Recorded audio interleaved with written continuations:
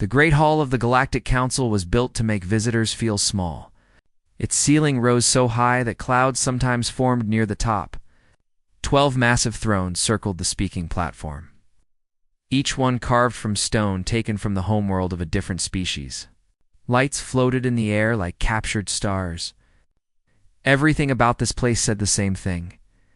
You are nothing. We are everything. Park Tae-ho stood alone on the speaking platform. He was a tall man with gray hair and tired eyes. He had spent 30 years as Earth's ambassador to the galaxy. 30 years of smiling at creatures who looked at humans the way humans looked at insects. 30 years of begging for scraps of respect that never came. Today would be his last day in this hall. He already knew what the council would decide. He had known for months, but he had to try one more time. He owed that much to the 8 billion people waiting for news back on Earth. Honored members of the council, Tae-ho said. His voice echoed in the enormous space. I come before you today to ask for mercy. The sound came from the Vec throne. It might have been laughter. The Vec were tall and thin, with skin like polished metal and eyes that glowed soft blue. Their consul, a male named Tarn, leaned forward with amusement on his face. Mercy, Tarn repeated. The human asks for mercy. How entertaining. Tae-ho kept his expression calm. He had learned long ago that showing emotion only made things worse. Consul Tarn, my people have done nothing wrong. We have followed every law. We have paid every tax. We have never started a war or broken a treaty. All we ask is to be allowed to exist in peace. Nothing wrong? The voice came from the Oran throne. High Speaker Cole was ancient, even by the standards of his long-lived species. His body was massive and covered in thick gray scales. His eyes were yellow and cold. Your species fights constant wars among yourselves. You poison your own planet. You breed without control. You are chaos-given flesh. We are young, Tae-ho said. We are still learning. Every species in this council went through similar struggles in their early years. We only ask for time to grow. Time made a rumbling sound deep in his chest. You live such short lives, Ambassador. What is time to a creature that dies after a mere century? You are like insects buzzing around our feet. Loud, annoying, ultimately meaningless. Tae-ho felt anger rise in his chest, but he pushed it down. High Speaker, with respect, I must disagree. Humans have achieved faster-than-light travel in less than 200 years. We have cured diseases that once killed millions. We have built cities that touch the clouds and ships that sail between stars. We are not meaningless. We are simply new.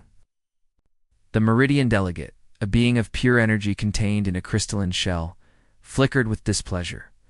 Your species has a talent for destruction that concerns us all. In just 3 centuries of space travel, you have already developed weapons capable of destroying entire moons. What will you build in another 3 centuries? Planet killers? Star destroyers? We cannot take that risk. Tae-ho looked around the circle of thrones. He saw no sympathy in any of the faces watching him, only fear, disgust, and cold calculation. So this is truly about fear, he said quietly. You are afraid of what we might become. Consul Tarn stood from his throne. He was smiling, but there was no warmth in it. Let me be clear, Ambassador. We are not afraid of humans. We are simply being practical. Your species is a problem. Problems must be solved. The solution is simple. Humanity will be relocated to the outer reach. A gasp escaped from Tae-ho's lips before he could stop it. The outer reach. The dead arm of the galaxy. A region of dying stars and frozen worlds where nothing could survive for long. It was not relocation. It was a death sentence. You cannot do this, Tae-ho said. The outer reach is a wasteland. There are no habitable planets, no resources, no hope. You are condemning 8 billion people to slow extinction. We are giving you a chance, Cole said. More than many on this council wanted to give.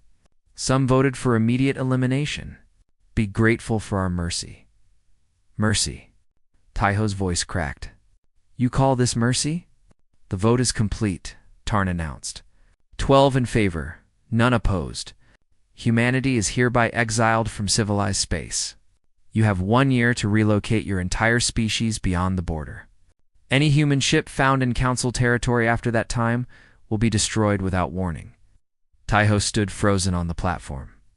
30 years of work, 30 years of hope, all of it ending in this moment, in this hall, surrounded by beings who saw his entire species as nothing more than pests to be removed. He should have bowed. He should have thanked them for their consideration, as protocol demanded. Instead, he raised his head and looked directly at Consul Tarn. "You will remember this day," Taiho said. His voice was steady now, filled with something that made several council members shift uncomfortably in their thrones. Not with pride, not with satisfaction. You will remember it with regret. Deep, terrible regret. Tarn laughed. "Is that a threat, Ambassador? From a species that cannot even stop fighting itself?" "It is not a threat," Taiho said. "It is a promise. You see us as insects. You see us as chaos. But you forget something important about chaos, Consul. It adapts. It evolves. It becomes something new." He paused and looked around the circle one final time. "We will not forget what you did here today. In 1 day, when you have forgotten us completely, we will return. I only hope for your sake that you have learned wisdom by then." He turned and walked out of the great hall. No one tried to stop him. No one said another word. The council had already moved on to other business before the doors closed behind him. 1 year later, the last human ships crossed the border into the outer reach. The council watched them go with satisfaction. Then they erased humanity from their records. Every mention of Earth, every reference to humans, every trace of their existence was deleted from the galactic archives. Within a generation, most citizens of the council had never heard of humanity. Within 2 generations, humans had become nothing more than a myth, a story told to frighten children. Within 3 generations, they were forgotten entirely. The silence from the outer reach was complete. No signals, no ships, no signs of life. The council assumed humanity had died in the darkness.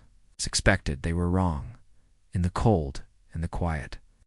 Far from the eyes of those who had abandoned them, humanity was not dying. They were changing. They were growing. They were becoming something that the Galactic Council could never have imagined in their worst nightmares. And they were very, very patient. 300 years passed like water flowing down a river. Empires rose and fell. Technologies advanced. The Galactic Council grew fat and comfortable in their power. And in all that time, not a single word came from the outer reach. Riss was young for a Vec, barely 70 years old. She worked as a historian in the Great Archive, a massive building filled with records stretching back millions of years. Most historians spent their days studying famous wars or important treaties. Riss preferred mysteries. She liked finding things that others had missed. That was how she found the gap. It started with a simple question. She was researching the early days of the Council when she noticed something strange. The records mentioned 12 founding species, but some older documents, ones that had been locked away and forgotten, mentioned 13. "That cannot be right," she muttered to herself, scrolling through ancient files. "There have always been 12 species in the Council. Everyone knows that." But the more she dug, the more evidence she found. References to a 13th species appeared in documents from 3 centuries ago. Then, suddenly, nothing. It was as if someone had gone through the archives and carefully removed every trace of this mysterious group. Riss spent weeks searching. She found fragments, hints, shadows of something that had been erased. Finally, in a forgotten corner of the archive, she found a single file that had escaped deletion. It was a voting record from the Council, dated exactly 300 years ago. The vote was for something called the Human Relocation Act. Humans. The word meant nothing to her. She had never heard it before. But according to this document, the Council had voted to exile an entire species to the outer reach. Riss felt cold. The outer reach was death. Everyone knew that. Nothing could survive there for long. Had the Council really sent a whole species to die in that wasteland? She tried to find more information, but there was nothing. The humans had been erased so completely that even their name was unknown. She was about to give up when she received a strange message from a colleague on the frontier world of Calith Prime. "You need to see this," the message said. "Something impossible has happened." The merchant captain Yuna had seen many strange things in her 200 years of life. She had traded goods across 1,000 worlds. She had survived pirate attacks and solar storms. She thought nothing could surprise her anymore. She was wrong. The ship appeared on her sensors 3 days ago, drifting near the border of the outer reach. At first, she thought it was debris from some ancient wreck. But as she got closer, she realized it was intact. More than intact. It was beautiful. The ship was unlike anything she had ever seen. Its hull was smooth and black, like polished stone. No markings. No symbols. No indication of who had built it or where it came from. It was completely dark, showing no signs of power or life. Yuna should have reported it immediately. That was the law. Unknown vessels had to be reported to the authorities. But something made her hesitate. Something made her want to look inside first. She found the ship empty except for one object. A small metal plate sitting on what might have been a control panel. Strange symbols were carved into its surface. Yuna did not recognize the language, but her ship's computer did. "Translation complete," the computer announced. The message reads, "We have not forgotten. We are coming home." Yuna felt a chill run down her spine. She grabbed the plate and returned to her ship as fast as she could. Within hours, she'd sent the message to every contact she knew. The response was immediate and terrifying. Similar. Objects had appeared across council space, on trading stations, in government buildings, inside military bases, even within the council chamber itself. No one saw who left them. No security system recorded any intrusion. They simply appeared. As if by magic, all of them carried the same message. "We have not forgotten. We are coming home." The council demanded answers. They sent a reconnaissance fleet to investigate the outer reach. 47 warships, armed with the most advanced weapons the galaxy had ever produced. Admiral Bell led the mission personally. He was a hero of a dozen wars, feared throughout the galaxy for his tactical genius. The fleet crossed the border and disappeared. Into the darkness. Weeks passed. Months. No communication. No signals. Nothing. Then, one ship returned. It drifted into council space with its engines dead, and its hull scarred by weapons that no one could identify. Admiral Bell was found on the bridge, alive but barely conscious. His crew was gone. All of them. Thousands of soldiers and sailors vanished without a trace. When the medics finally revived him, Bell would not speak. He sat in his hospital bed and stared at the wall with empty eyes. The only sound he made was a whisper, repeated over and over again. "They built gods in the darkness. They built gods in the darkness. They built gods in the darkness." The council tried to keep the incident secret, but rumors spread anyway. Something was out there. Something that had destroyed an entire fleet without effort. Something that could appear and disappear at will. Something that was coming. Risk connected the dots. The erased species. The exile. The strange objects. The destroyed fleet. She published her findings in a report that shook the galaxy to its core, 300 years ago. The council had sent a species called humans to die in the outer reach, but humans had not died. They had survived. And now, after centuries of silence, they were returning. No one knew what they had become in all that time alone in the darkness. No one knew what they wanted. No one knew. They came in peace or war, but everyone knew one thing for certain. The silence was ending, and whatever came next would change the galaxy forever. In the great hall of the council, the 12 thrones sat empty as emergency meetings were called. For the first time in centuries, the rulers of the galaxy felt something they had almost forgotten. Fear. Deep, primal, overwhelming fear. Somewhere in the darkness, humanity was watching, waiting, preparing, and they were almost ready to step back into the light. The council chamber was filled with shouting. Representatives from all 12 species talked over each other, their voices echoing off the ancient walls. Fear had made them forget their dignity.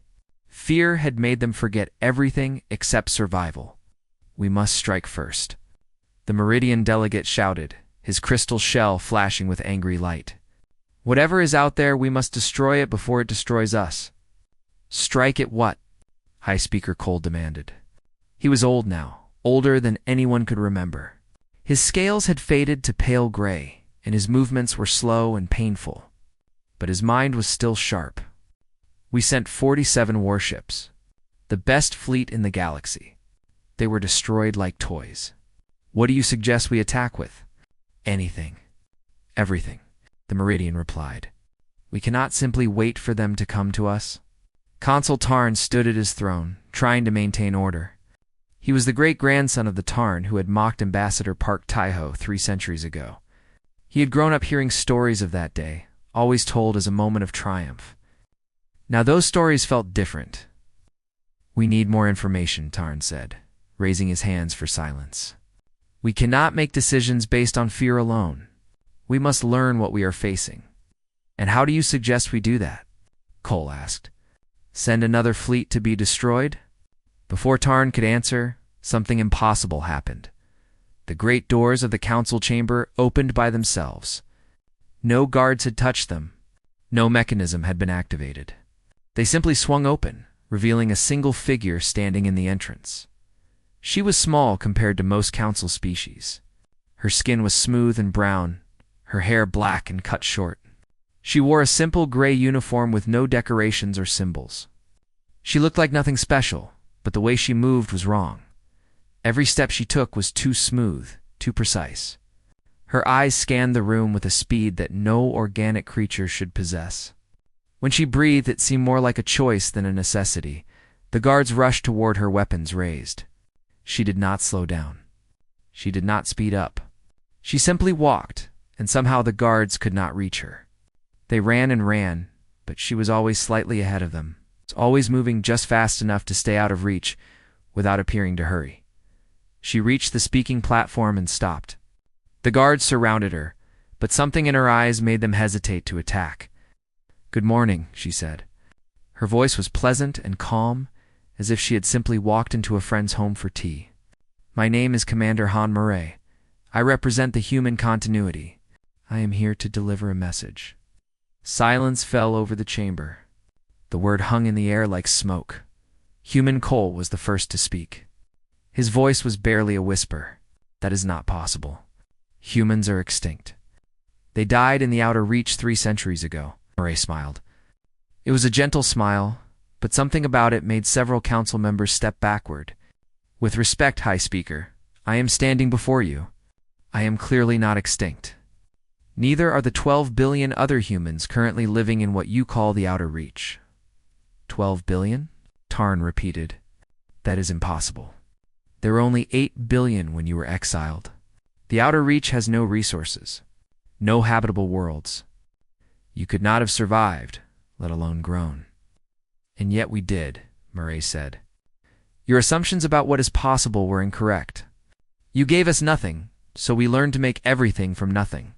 You gave us dying stars, so we learned to make them burn again. You gave us silence, so we learned to speak in ways you cannot imagine. She turned slowly, looking at each council member in turn. Her eyes seemed to see through them, into them, past them.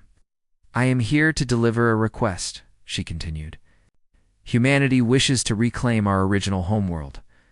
The planet you call Preserve 7? We call it Earth. Earth is council territory, Cole said firmly. It has been for 300 years. The Orin maintain it as a nature preserve. You have no claim to it. We were born there, Murray said. Every human who ever lived before the exile came from that world.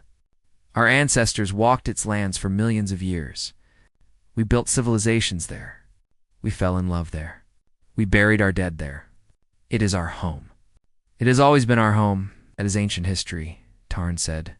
You left. You abandoned your claim. Earth belongs to the council now. Ray nodded slowly. I understand your position. I was instructed to accept your refusal peacefully if that was your decision. She paused. I was also instructed to extend an invitation. An invitation to what? Cole asked. To see what humanity has become, Murray said. We understand that you are afraid. Fear comes from not knowing. So we invite you to send a delegation to our territory. Come see us. Learn about us.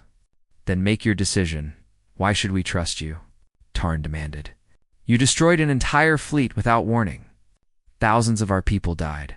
No one died, Murray said simply. Your soldiers are alive. All of them. We simply relocated them to a comfortable facility where they are being well cared for. When the delegation visits, you may see them for yourselves. The council members looked at each other in confusion. The fleet had not been destroyed? Their people were alive? That is not possible, the Meridian delegate said. We detected weapons fire. We saw the damage to Admiral Bale's ship. We needed Admiral Bale to deliver a message, Murray explained. We could not do that if his ship was undamaged. So we made some adjustments. We apologize for any distress this caused. She said it so casually, as if disabling 47 warships and capturing thousands of soldiers was no more difficult than writing a note. I will leave you to discuss our invitation, Murray said. Please take your time. We have waited 300 years. We can wait a little longer. She turned to leave. Tarn called out to her. Wait. How do we contact you? How do we tell you our decision? Murray looked back over her shoulder. That gentle, terrifying smile returned to her face. You do not need to contact us, Consul. We already know everything that happens in this chamber. We have known for quite some time. She paused at the door. I look forward to meeting your delegation.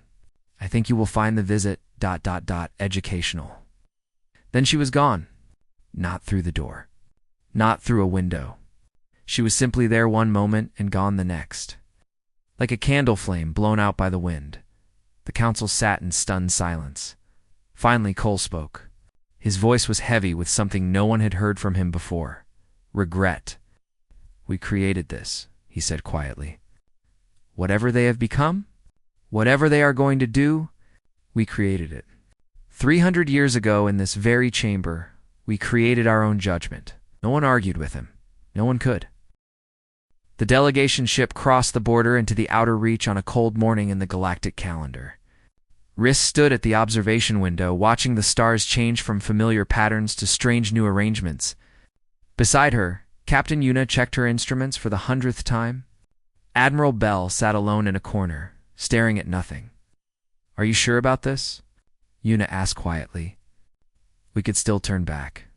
No one would blame us. Riss shook her head. I need to know the truth. I have spent my whole life studying history. Now, I have a chance to witness the biggest event in galactic history. I cannot turn away from that, even if it kills us. Riss did not answer. She did not have an answer. The journey took 3 days. On the morning of the 4th day, their ship received a signal.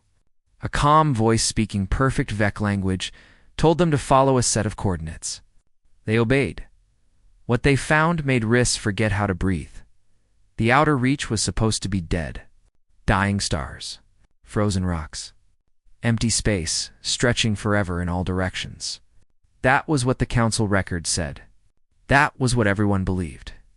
It was a lie. Or rather, it had been true 300 years ago. It was not true anymore. The first thing they saw was the sun.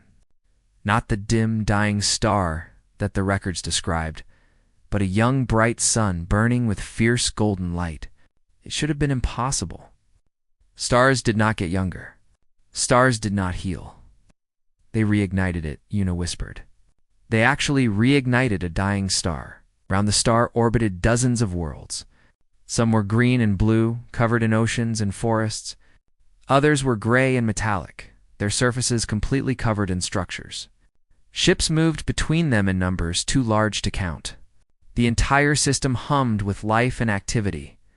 A small craft approached their ship and guided them to one of the metal worlds. As they descended through the atmosphere, Riss saw the truth of what humanity had built. The entire planet was a factory. Massive structures rose from the surface like mountains, their tops disappearing into the clouds. Rivers of molten metal flowed through channels carved into the rock. Machines the size of cities worked day and night, building things that Riss could not identify. He called them Forge Worlds, said a voice behind her. Riss turned to find a human standing in their ship. She had not heard him enter. None of them had. The human was an old man, or at least he looked old. His hair was white, his face lined with wrinkles. But his eyes were strange. They seemed to glow faintly from within, and when he moved it was with the smooth precision that Commander Murray had shown. "My name is Director Beak Sunwoo," he said. "I was one of the original exiles. I watched Ambassador Taiho plead for our survival in your council chamber. I was there when the last human ships crossed the border into this place. It was 300 years ago," Yuna said. "How are you still alive?" Sunwoo smiled. "My body has been rebuilt 17 times. My mind has been copied across 47 different systems. I am not the same person I was when I left your space. None of us are." He invited them to follow him. They did, because refusing seemed impossible. Over the next several days, Sunwoo showed them wonders that broke their understanding of reality. He took them to a place he called the Mind Gardens. It was a network of machines that stretched across entire solar systems, all connected by light and energy. Here, human consciousness could be uploaded into digital form. A person could exist in thousands of bodies at once. They could think faster than any computer. They could live forever, or at least as long as they chose to live. "Death is a choice now," Sunwoo explained.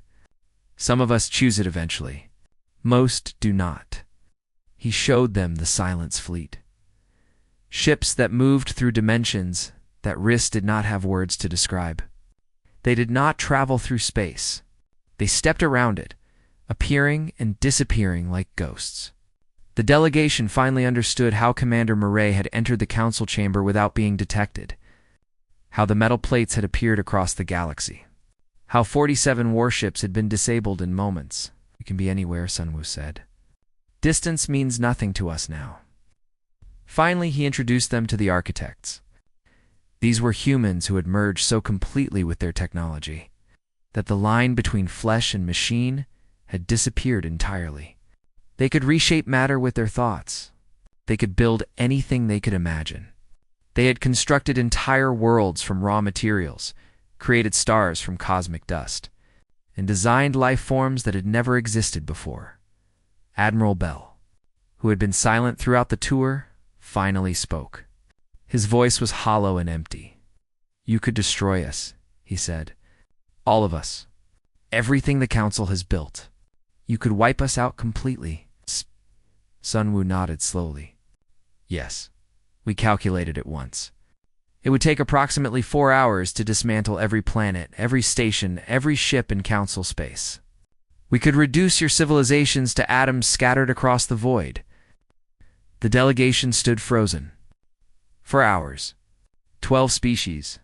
Trillions of lives. Gone in less time than it took to eat a meal. "But we will not do that," Sunwoo continued. "We did not build all of this for revenge. We built it because we had to. Because you gave us nothing, and nothing was not enough. We survived because we refused to die. We grew because stopping meant extinction.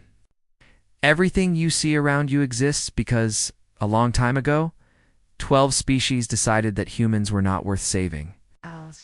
He turned to face them directly. His glowing eyes were sad, not angry. "You created us," he said. "Your cruelty forced us to become this. Your dismissal pushed us to reach heights we never would have reached otherwise. In a strange way, we owe you everything. But we also remember what you did. We remember the fear in Ambassador Taiho's voice. We remember the children who died on the journey here because there was not enough food. We remember every single soul we lost in those first terrible years." Riss felt tears forming in her eyes. She was Vec. Vec did not cry. But standing before this being who had once been merely human, she could not help it. "What do you want from us?" she asked. "Only one thing," Sunwoo said. "Earth. Our home. The place where humanity began. We want it back. Not through war. Not through threats. We simply want what was always ours. And if the Council refuses, Sunwoo was quiet for a long moment. "We hope they will not refuse," he said finally, "because we do not want to take it. We want it to be given. We want to prove to ourselves and to the galaxy that we are better than what was done to us. We want to show that power does not have to mean cruelty, that strength does not have to mean destruction." He looked out the window at the impossible civilization humanity had built in the darkness. "We want to come home," he said softly.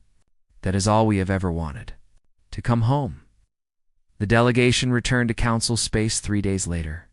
They carried with them images and recordings that would change everything. They carried proof that humanity had not only survived, but had become something beyond imagination. And they carried a simple request: give us back our world or watch us take it anyway. Choice belonged to the Council now, and time was running out. The Council chamber had never been so quiet. The delegation had finished their report hours ago. The images still floated in the air above the speaking platform. Forge worlds, mind gardens, ships that moved through dimensions, beings that had once been human but had become something else entirely. No one spoke. No one moved. The 12 species that had ruled the galaxy for millions of years sat in their great thrones and tried to understand what they were seeing. Finally, Consul Tarn rose to his feet. His face was pale, his hands shaking slightly. But when he spoke, his voice was strong. "We must fight," he said. "Whatever the cost, whatever the sacrifice, we cannot simply surrender to these creatures. They were insects 300 years ago. They are monsters now. If we bow to them, we prove that we deserve to fall." High Speaker Cole shook his massive head slowly. "Fight with what?" "You saw the recordings. Their smallest ships could destroy our largest fleets. Their weakest citizens could tear our strongest warriors apart. There is no fighting this, Tarn. There is only accepting reality." "Then what do you suggest?" Tarn demanded. "That we simply give them what they want? That we hand over Earth and hope they leave us alone?" "Yes," Cole said simply. "That is exactly what I suggest." The chamber exploded with arguments. Representatives shouted at each other. Accusations flew like weapons. Some demanded war. Others begged for peace. A few suggested running, though they had nowhere to run to. Through it all, Historian Riss sat quietly in her seat. She had seen things that none of these arguing politicians could imagine. She had stood before Director Sunwoo and looked into eyes that held 3 centuries of memory. She understood something that the Council did not yet grasp.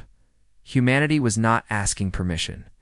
They were offering a choice: accept their request gracefully, or watch them take what they wanted anyway. The result would be the same. Only the method would differ. The debates continued for 3 days. Votes were called and rejected. Alliances formed and crumbled. The greatest minds of 12 species argued about strategy and tactics and diplomatic options.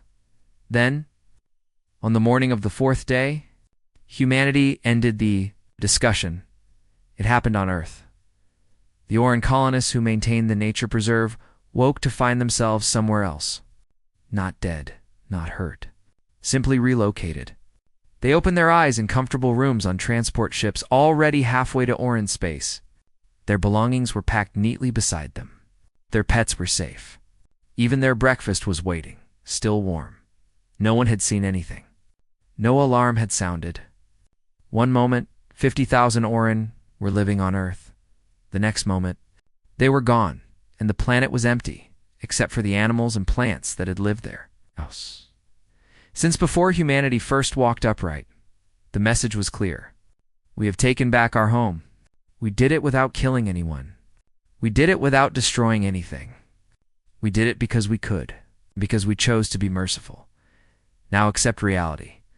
Commander Murray appeared in the council chamber that same day. She did not wait for permission. She simply arrived, as before, standing on the speaking platform as if she had always been there. "Earth is ours," she said. Her voice was calm and pleasant, as always. "This is not negotiable. This was never negotiable. We gave you the opportunity to grant it willingly. You chose to argue instead, so we took what belonged to us." Tarn stepped forward, his face twisted with rage. This is an act of war. You have stolen Council territory. You have kidnapped Council citizens. We have reclaimed our home, Murray corrected him. And we have relocated temporary residents to their own territory. No one was harmed. Nothing was damaged. If this is war, Consul, it is the gentlest war in history. She raised her hand, and images appeared in the air around her. Earth, seen from space. Blue oceans. Green continents. White clouds swirling over mountains and valleys. Beautiful, ancient, home. Here are our terms, Murray continued. First, Earth and its solar system belong to humanity. Forever. This is not a request. Second, humanity will not join the Council. We have evolved beyond such structures. We do not need your laws or your trade or your approval. Third, any species that wishes peaceful contact with humanity may establish an embassy on designated neutral stations. We are not closing ourselves off from the galaxy. We simply choose to engage on our own terms. Fourth and finally, any act of aggression against humanity or human territory will be met with proportional response. We do not want war. But if war comes to us, we will finish it. She paused and looked around the circle of thrones. These terms are not negotiable, she said. Accept them. Move forward. Build a new relationship with us based on mutual respect rather than dominance. That is our offer. Cole was the first to respond. Slowly, painfully, the ancient High Speaker rose from his throne. He walked down to the speaking platform and stood before Commander Murray. They looked at each other for a long moment. On behalf of the Oran people, Cole said, I accept these terms, and I offer something that I should have offered 300 years ago. He bowed his massive head. An apology. What we did to your people was wrong. We knew it was wrong even then. We did it anyway because we were afraid and because we could. I am sorry. I know that cannot undo the past, but I am sorry. Murray's expression softened slightly. Thank you, High Speaker. Your apology is accepted. One by one, the other species followed. Some accepted quickly. Some took longer. Tarn was last, his pride battling against the obvious truth until pride finally lost. By the end of the day, all 12 species had agreed to humanity's terms. The war that never happened was over. 3 months later, Riss stood on the surface of Earth. The humans had invited her as a guest. A thank you for her role in discovering the truth about their exile. She walked through a forest that had grown for millions of years. Breathing air that smelled of green things and living water, Director Sunwoo walked beside her. In this body, he looked younger than before.